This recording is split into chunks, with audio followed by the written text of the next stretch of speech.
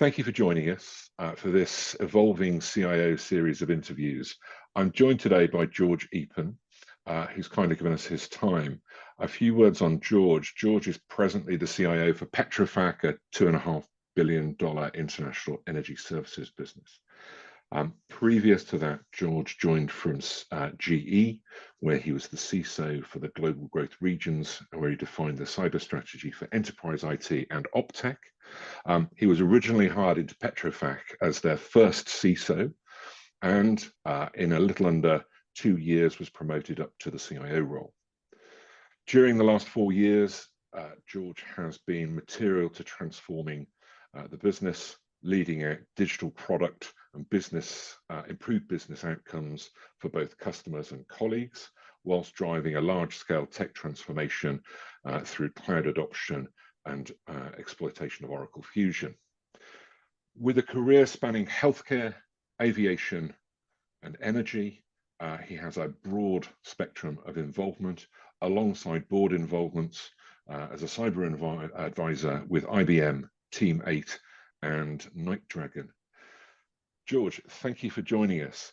In a world where the business demand for digital data and technology services are evolving by the minute, by the hour, nearly as rapidly as the threat landscape of people seeking to undermine that work, I think the clear leadership imperative for CIOs is to evolve both as a boardroom contributor, as a functional leader, and as a deliverer of sort of source of commercial advantage.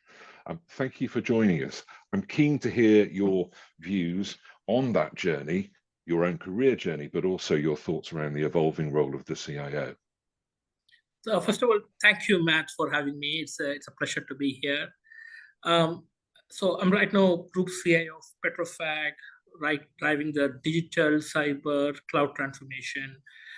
It's an interesting journey. I started my job during the onset of COVID in 2020, so you can imagine all those, exciting fun stuff from tech point of view we have to do. Started my career as a cybersecurity professional. I got a chance to look technology landscape from a cyber lens and later with a CIO lens. So one thing is very clear: be it cyber, be CISO, be CIO, you are a business leader with technology expertise. So the CEO and the CFO, the board, the ExCom, all are looking at you as the strategic advisor when it comes to matter of technology. And eventually, irrespective you are leading cyber or in your IT, you are measured based on the business outcomes. I keep telling this example of a CIO's role is managing 3 edges of a pyramid. One is, on-time IT delivery, what you can think about productivity, employee experience, capability, everything. The second edge of the pyramid is cyber risk. And the third one is cost. So you have to manage between these 3 tensions, right? So you have to deliver, on-time delivery of IT services and capability, good employee experience at a reasonable cost, right? You cannot boil the cost. At the same time, you cannot open this cyber risk Pandora's box, right? So how do you manage between these 3 tensions, and all the 3 parts are equally important? So the way, we always look at how fast we can deliver some results. And sometimes you have to make some risk-based decision, but it's all about driving the real business outcome, which eventually measured as a top-line growth or a bottom-line improvement. So in many senses, securing the future of the organization is both the sort of the physical acts and sort of actual security imperatives, but equally putting the architecture and infrastructure in place for business success. Absolutely. Talk to me, if you will, about, and in this period, I think from lockdown onwards, a fascinating point where the ability to reach people shifts as we've returned back to a face-to-face world, but delivering innovation of both service and product is something that has seen real shifts and changes in how that's been approached. In a global energy business, how do you do that? How do you reach that from boardroom to asset? Absolutely.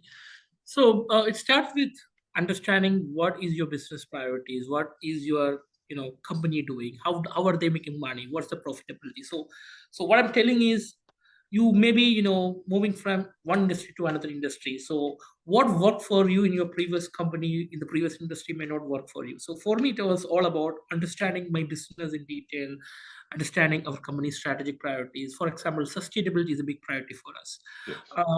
So I have to come up with capabilities to drive that priority. So a little bit of reverse mapping from what is the board agenda, what is our strategy, that helps. But from a IT digital point of view, I was quite clear at the beginning of the journey. It has to be a phased approach. I've seen sometimes CIOs fail when they try to go after everything. They try to fix infrastructure and cyber and build capabilities and transformation, digitization at the same time. It will not work. You cannot drive digital transformation or innovation if you don't have basic internet or network in place. Yeah. So my journey was a three-step journey. Step one was fixing the fundamentals, which is building infrastructure and cyber, which took a couple of years. Step two, which kind of started almost towards the tail end of step one, which was digitalization or digitization.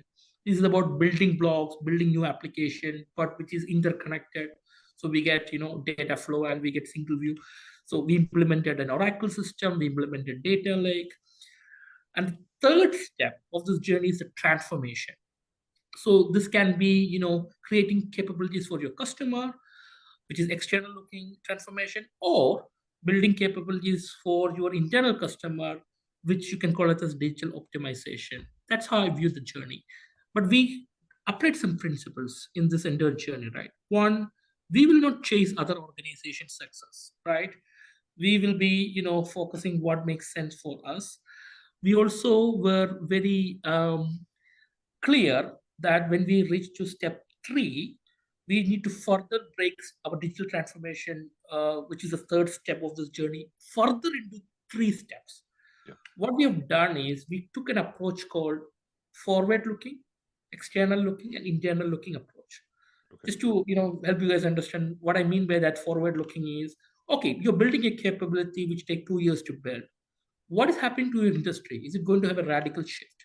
Will that capability be relevant a couple of years later? So forward looking for me was working with some partners.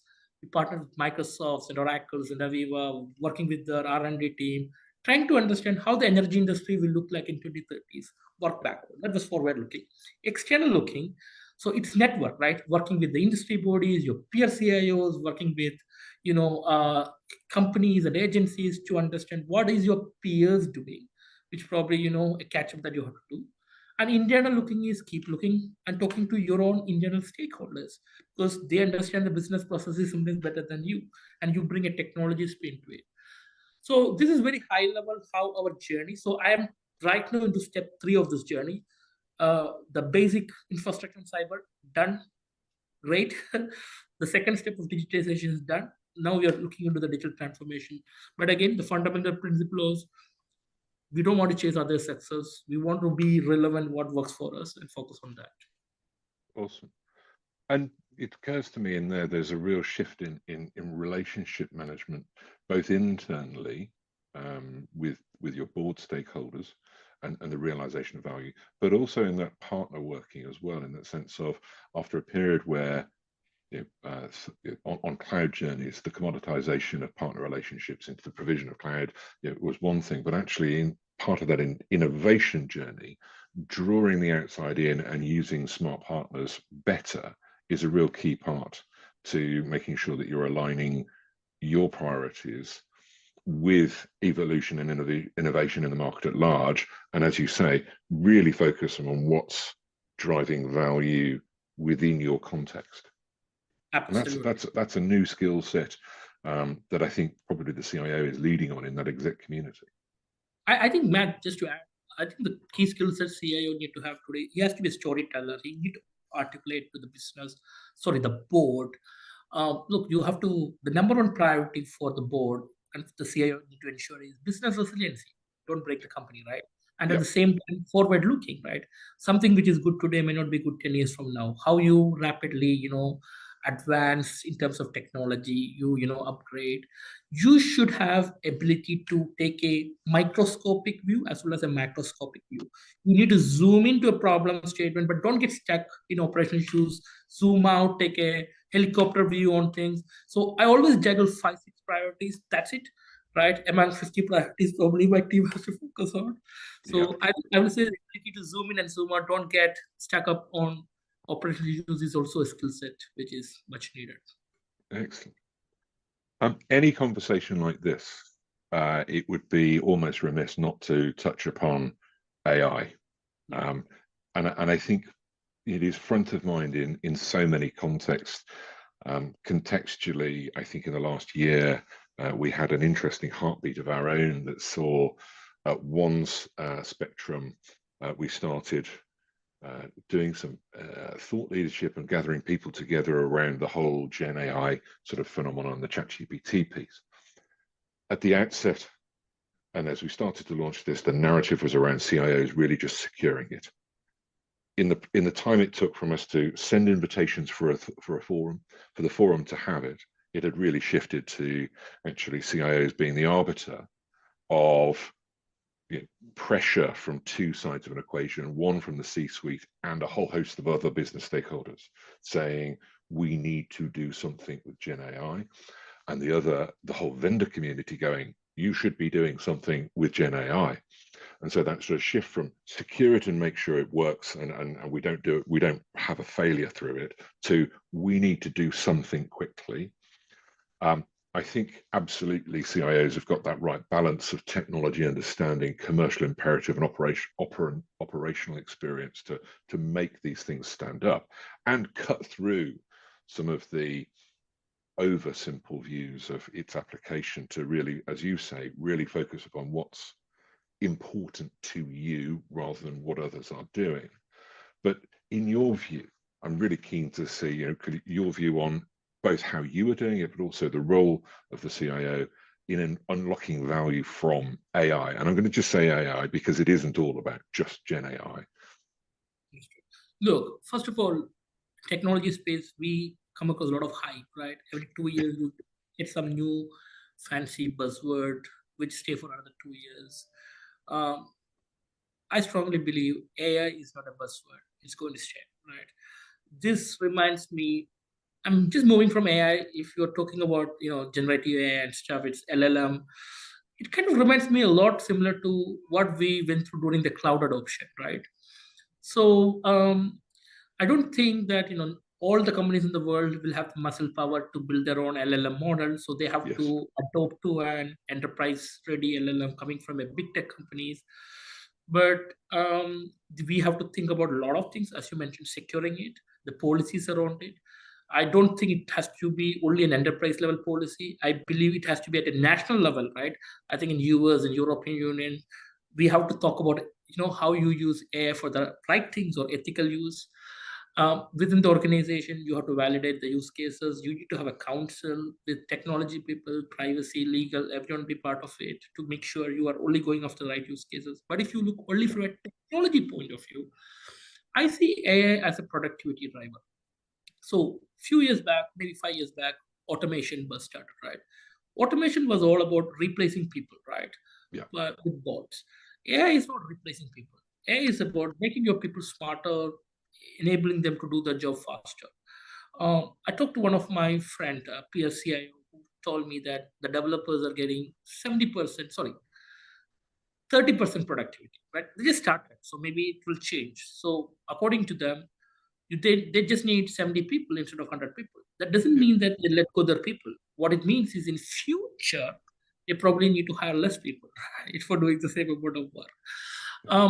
I'm looking into 3 lenses. One, the tech companies that you're working, you're right, all of them are, trying to sell AI to you. At the same time, you're getting a lot of pressure, not pressure, a lot of awareness around AI at the board and C-suite. So you get this question, hey, what are you doing? What are we doing? What are others doing, right? So and that's a double-edged sword, right? Because absolutely. In the bad old days, tech was kept out. Absolutely. Now it's absolute front of mind. And this is tricky, but Matt, this can be a tricky scenario where you're forced to jump into something just to demonstrate, hey, I'm not left behind in this race. I'm also doing something. So you may have that inherent, I would say, a scenario of jumping into something right before fully validating. So I'm quite clear in this. There are three types of use cases I can come across. One, my existing tech companies or partners, they are bringing AI into their existing solution, Yes. right?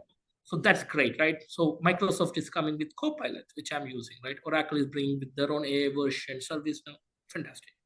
The second use case which I'm seeing is there are companies which are coming, they're trying to solve all your, problems in HR, supply chain, finance, IT, right? So they are telling, I can create solution, AI solution for your use cases. I will use your own data to come up with a model, right? But the third scenario, which I'm more inclined to, these are like, I'm talking about a lot of vendors, niche vendors. They're solving specific use cases. For example, an AI player in the legal space, an AI player in the subcontracts or procurement space, an AI contract in the HR space, a vendor in the finance space. So they are going to look into specific problem statement. Things like, how do you write a contract? Traditionally, it takes 60 days of manpower, right? Now, if you can feed all the past 30 years of contracts you have written with all kind of customers in different geographies, different revenue stream, and if AI can give you a template based on your current requirement, which is 60% good enough, then you put manpower to convert the 60% to 100%, which can reduce the cycle time from 60 days to 10 days. That's an outcome of AI, right? So it's not going to be replaced with humans. We still need to be there. I was also looking into use cases where proposals, right? So be in any industry, you will have a proposal team who will try to go and acquire business, right? So they have to bid for it. But every time they do this modeling to make sure they don't end up with the wrong model, which will end up as a profit, loss-making business, they have to go and rerun the model again and again. It's a long process, like 120 days. Hey, but you have done the same thing with hundreds of times with hundreds of customers, right? So how can you use AI to help you better model? So I'm looking into this third spectrum where niche use cases, niche companies coming and solving those problems. That is what, and to me, more like SaaS, right? If you think from cloud, there is infrastructure as a service, platform as a service, and software as a service. The third vector, in my opinion, kind of fits into the SaaS bucket. So I just buy a solution. There are a couple of things that are entirely fascinating, and the one thing I find really reassuring actually is your take on the leveraging of AI to enhance, not replace. And yes, it has a forward cascade for perhaps not hiring as many people. There's a lot of narratives that are still lingering, I think, around the market, around saying, actually, this is about replacing people, taking people out. And actually, I think the smart employers will differentiate by saying, actually, we're going to redeploy, we're going to re-enhance, we're going to embolden this to get better outcomes, because it isn't as binary as people out, AI in. And I think as a leadership message, that's really important as you look both within tech, because let's be frank, you can generate your code, as you say, and automate far better, but also right across the organization in those automation processes or automation of processes. The other point you picked up on there, I think, is around the ethics of AI, and I think that's a topic that perhaps we don't have the time to unpack here, because we could go for days. We go into sort of social science and dare I say, sort of philosophy and so forth on that point, but it raises the point of ethics. And I'd really like to, perhaps for the last question for this session from me, is what do ethics in leadership mean to you? That's a fantastic question, Matt. In fact, so I think about it a lot, right? So, but before I answer your question, let me take a cyber example. So every year the cybersecurity risks are increasing, number of threats are increasing. What it also tells is the number of cyber threat actors or the bad guys using cyber in a wrong way is also increasing, right? Yeah. So technology is double-edged sword. It can be used in a good way, in a bad way. So I think leadership, right? Be it in technology, be it in anywhere, I think a lot of people follow a leader, right? So I believe in authentic leadership. I believe in And as a leader, you cannot make all the right choices all the time. You are bound to make failure at some point of time. It's all about non-egoistic leadership, understanding your failure and making a course correction, rather making a decision work in your favor. Now, it all kind of build into this ethics of leadership. So I believe most of the leaders have this huge burden of being successful all the time, which sometimes tries to get things work. Sometimes, okay, I don't care. Like, okay, we can play with the process, we can play with this policy, with this compliance. And I think the underlying behavior is being successful all the time. So I'm a leader, I'm comfortable to fail. I have no problem as long as I can actually ensure I can, recover without a material impact and be honest and transparent. And that gives a lot of comfort to my team because I'm not putting them under pressure. They are also vulnerable, they can be vulnerable. But when it comes to specifically to AI, it's all about policies and what are the use cases. It's a big topic, we're just scratching the surface. We need to have a clear definition who can be even given access to AI. I'm talking very high level stuff, and I will relate it to a good example: drive. So we think about it, right? Today, you can drive probably at 100 kilometer per hour, right, in certain roads, 120 kilometers based on the speed limit. Like 60 years back, if you tell to someone, right, maybe our forefathers, grandfathers, hey, I can drive 100 kilometers, 120 kilometers, they will not believe. They think that, hey, crazy. There's no way you can do that, right? It will cause accident. It will, create casualty. But the reason today we can do that is purely because we have traffic rules. We have traffic signals. Bringing the rules and policies actually did not inhibit our ability to drive fast. Rather, it enabled us to drive fast. But more importantly, before you can drive, you need to have a driving license. So someone has to certify you're physically and mentally fit to drive before we can trust to give you a car in a road, right? I believe AI has to be treated in that way. I don't think every single technologist should be given access to some of, because some of these tools and capabilities can be really evolved into different ways. So that's my take on it. You need to be able to handle it. That's superb. Thank you. I think that's a really neat sort of almost actually encompassing sort of summary of what we've been talking about here, which in the brief time we've talked here, I think we've covered sort of CIO priorities, how you've evolved those, maintaining security and risk at the heart of that thinking, but equally putting people at the heart of that, and people being from board stakeholders through to customers, through to teams and functions, and how that evolves.